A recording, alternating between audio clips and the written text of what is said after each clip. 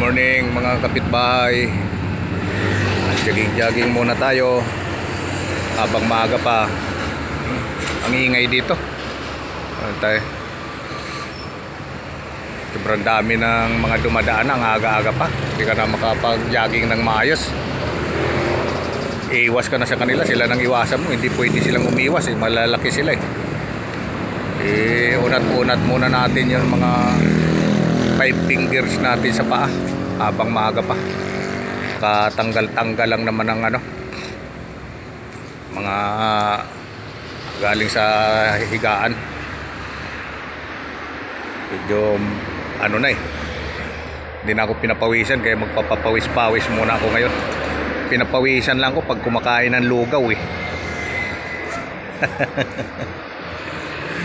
Kaya maganda tong kakapahinga ng konti. Relax daw, pero relax na nagja-jogging. Okay, magandang araw mga kapitbahay. Salamat.